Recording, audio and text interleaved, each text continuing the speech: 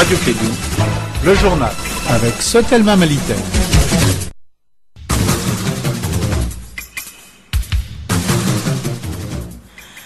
Il est exactement 13h dans le studio d'Ilioba Sissoko. Mesdames et messieurs, bonjour et bienvenue à cette deuxième édition de Clé de Info, dont voici les titres. Suite à l'incendie du marché de bois de Wolofobougou, une commission a été mise en place afin de situer les responsabilités recensées, les victimes. Comment cette commission va travailler? Les explications dans cette édition avec le maire de la commune 4. Dans cette édition également, vous attendrez les attentes des Maliens pour le prochain match des Aigles face à la Côte d'Ivoire prévu demain samedi. Le monde arabe le monde entier rend hommage aujourd'hui au roi Abdallah d'Arabie Saoudite, décédé à 90 ans, saluant l'action de celui-ci qui aura reçu pendant ces 10 ans de règne à maintenir la stabilité de la première puissance pétrolière et en la préservant des tempêtes arabes. Voilà pour le sommaire. Dans un instant, le développement complet.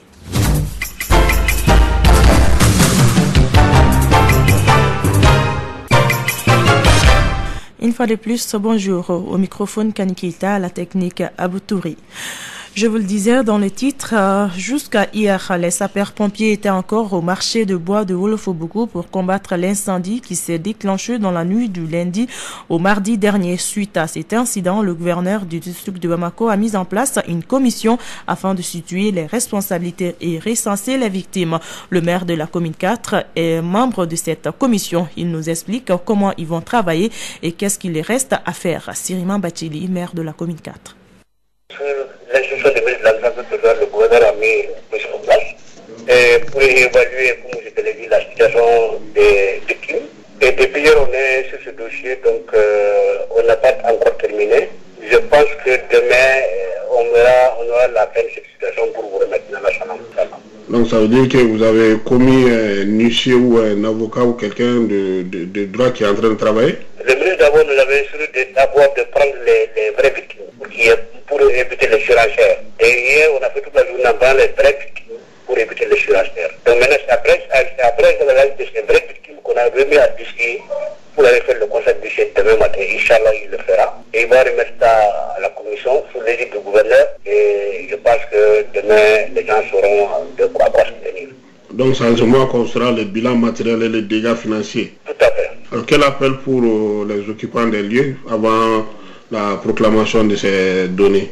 L'appel que j'ai à leur dire, c'est de leur assurer que le gouvernement malien, franchement, a tenu à faire quelque chose pour eux et de ne pas monter eux-mêmes la surenchère, parce qu'en montant la surenchère, ils vont perdre les biens, eux-mêmes ne vont rien bénéficier. Donc de rester à l'écoute du gouvernement, parce qu'ils sont prêts vraiment à les aider. C'était là le maire de la commune 4, Siriman Bachili, joint par Kassim Traoré au téléphone. Redynamiser la scolarisation des filles dans le système éducatif malien.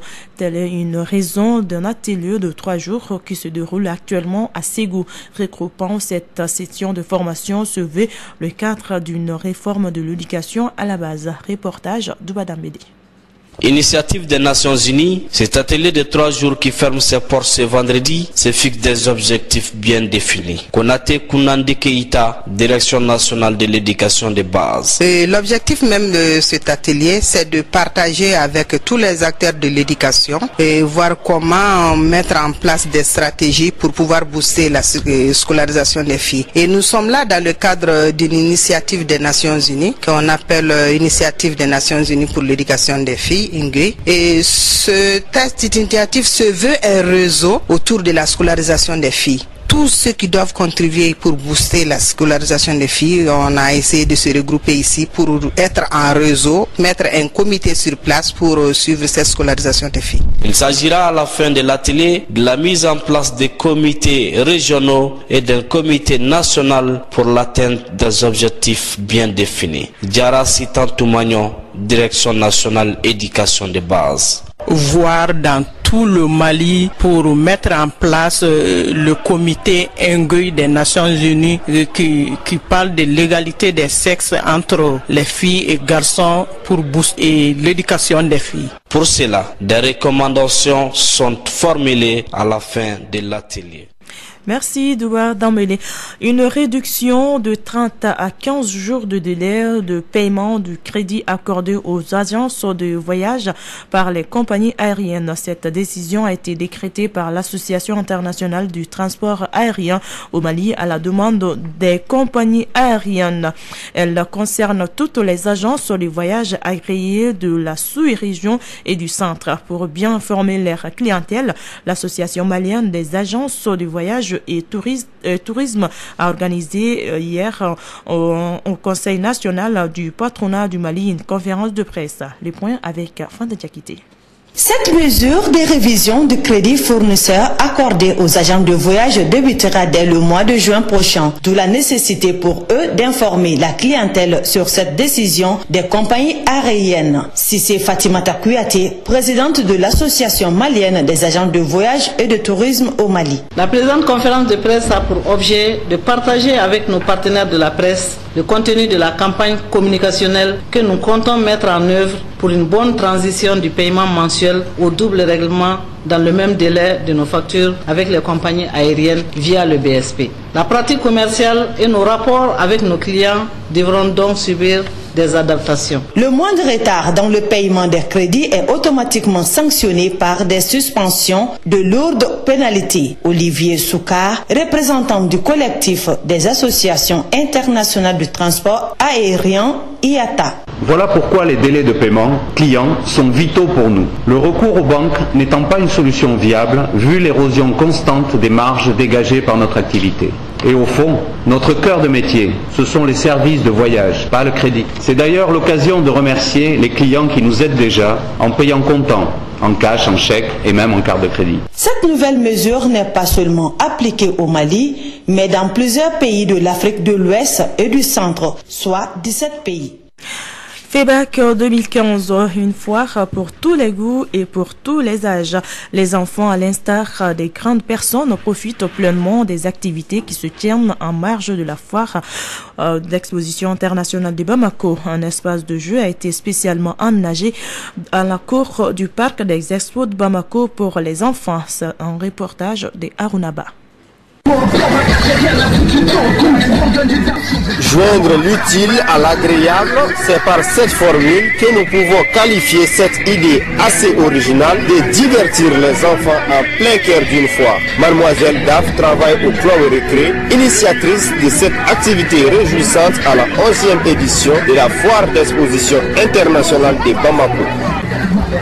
Nous avons amené plusieurs jeux ici, les trampolines, les toboggans et des bateaux pour les enfants. Le concept c'est fait pour faire récréer les enfants, comme le nom l'indique.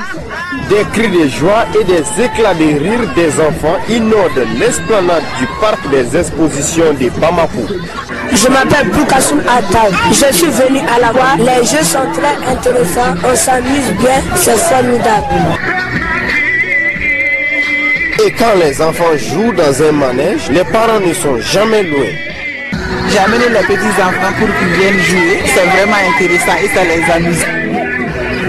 En définitive, ce sont des enfants pleins d'énergie avec un large sourire aux lèvres qui passent des instants merveilleux ici au parc des expos de Bamako. La FEBAC 2015 est, comme vous le constatez, très riche en couleurs.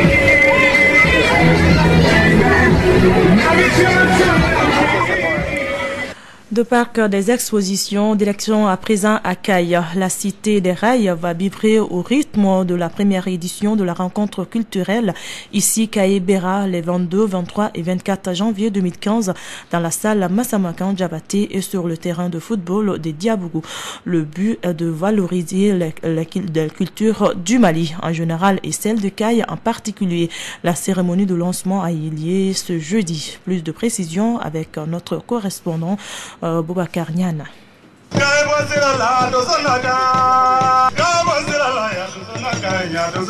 Durant 3 jours, à travers plusieurs activités, des femmes et des hommes étaleront leurs compétences et leur savoir-faire dans la cité des rails, ville réputée par sa diversité culturelle. Abou Gueye, président de l'association Douba, qui organise cette manifestation culturelle. L'association Douba est enfin heureuse de voir se réaliser cette autre dimension de ses activités, contribuant ainsi à créer un espace réel de rencontres, d'échanges, de partages et de valorisation de notre riche patrimoine. La présente rencontre sera, à n'en pas douter, une occasion de donner et de recevoir. Le directeur de cabinet du gouvernorat de Kayi, Kamafili Sissoko. L'organisation conjointe de ces rencontres par l'association Douba et Africolor me paraît une démarche pleine de promesses pour le secteur culturel malien et africain en constante évolution.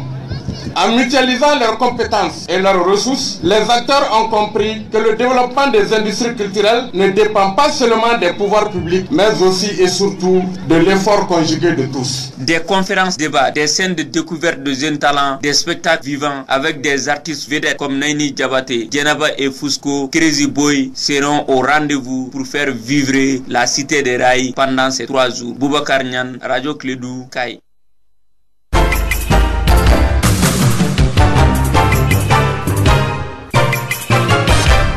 Ouvrons à présent la page entière de cette édition avec la mort de ce vendredi du roi Abdallah d'Arabie Saoudite, âgé d'environ 90 ans, tandis que son demi-frère Salman lui succède sur le trône. Les hommages affluent et les premières questions se posent.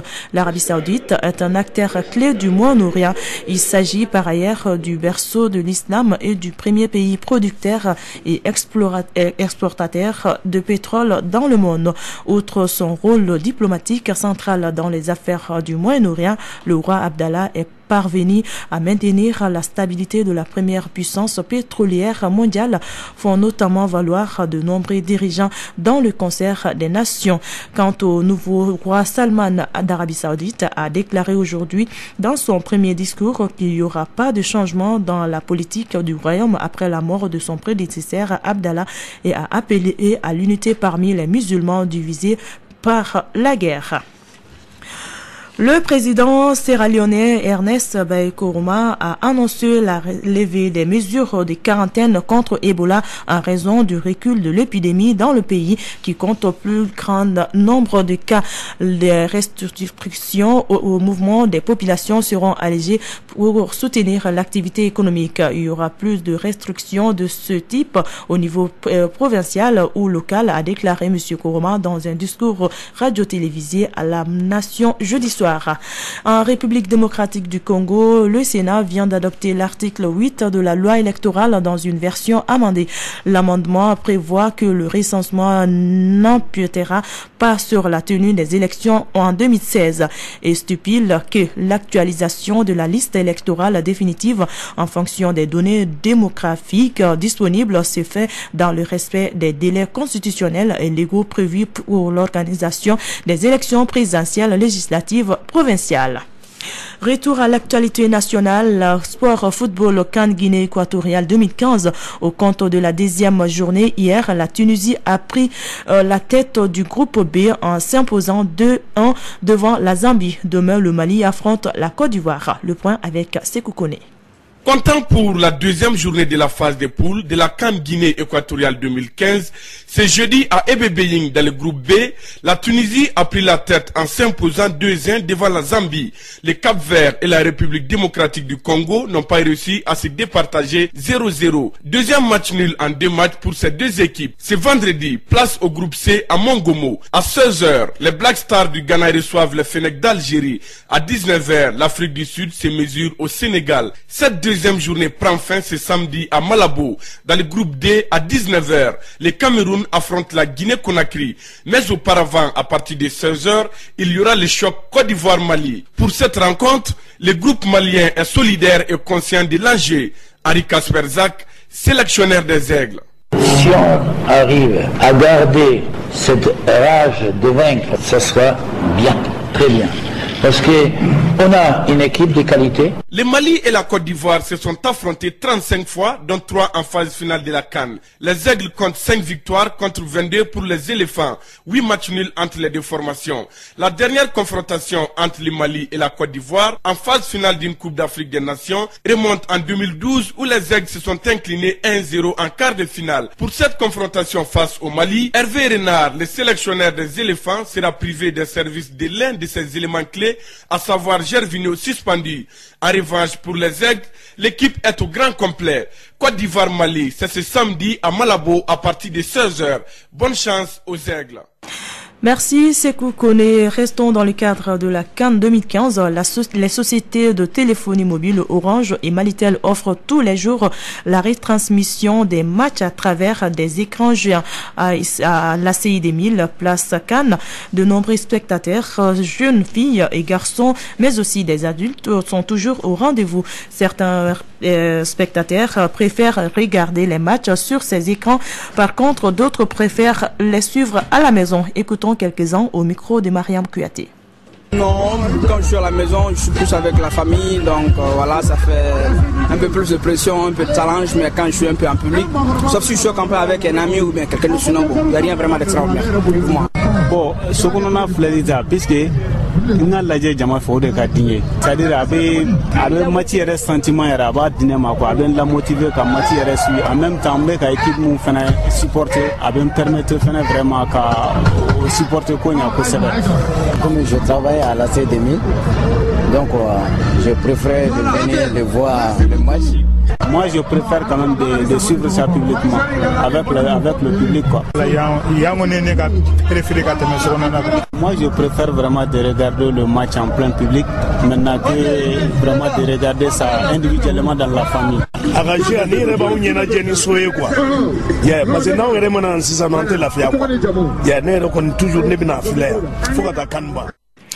Restons dans la même mouvance à 24 heures du match Mali-Côte d'Ivoire. Les commentaires vont bon train. Si pour certains l'histoire nous rattrapera une fois de plus, d'autres par contre placent leur confiance en cette équipe du Mali. Suivant ce micro-trottoir réalisé par Dado Numogo. Moi je pense que si vous voyez ces jeunes-là, je pense qu'ils ont de l'ambition. Vous avez vu les matchs précédents aussi. Chaque fois que nous jouons avec la Côte d'Ivoire ces temps-ci, c'est à la dernière minute que les Ivoiriens gagnent. Mais je trouve que les enfants, le mythe qui existe entre le Mali et la Côte d'Ivoire, ils veulent que ce mythe-là finisse. Mais moi je pense que le match du samedi, ils sont conscients et ils veulent montrer au peuple malien vraiment un autre visage en gagnant le match. On n'a pas d'équipe, il faut dire la vérité. À part ce blé, je ne vois pas qui. Bon, c'est vrai qu'il faut un ami et bureau, ça va. Ça m'étonnerait, je ne pense pas. Oui. Je peux dire qu'on est capable de battre Côte d'Ivoire, car notre match Cameroun-Mali, les Maliens ils ont bien joué. Vraiment, ils ont mouillé leur maillot. Moi-même, je suis très content sur ça. Pour le score, mon souhait le plus ardent, c'est que le Mali gagne. Ça va. Bonne chance à notre équipe nationale du Mali. Bon, je pense très bien. Parce que cette année, avec l'équipe du Mali, il y a eu des changements de technique aussi, au niveau des buteurs, comment je vais dire encore. Mais en tout cas, je pense quand même que cette fois-ci, on doit gagner contre la Côte d'Ivoire. Ivoirien bɛ ka taga min nɔfɛ anw yɛrɛ bɛ ka to de nɔfɛ donc ne kɔni b'a dɔn kɔni Cameroun ma se ka anw ci yɔrɔ min na anw sɔnna an ka mɔgɔw ye an jigi b'u kan wa an b'a dɔn u bɛ gagner u bɛ victoire. Cette fois-ci ce sera la première. Le Mali va gagner Inch'Allah. Je compte les enfants. Ils ont de la balle dans leurs pieds vraiment. Ils sont capables de battre cette année la Côte d'Ivoire et ce sera la première fois dans le. Et oui, effectivement, comme il vient de nous dire, j'espère que l'histoire ne nous rattrapera pas. Et voilà ce qui met fin à cette édition de Clé de l'Info qui vous a été présentée par Kani Keita. La mise en onde était assurée par Abou Touré. Bonne suite de programme sur Radio Clé 2.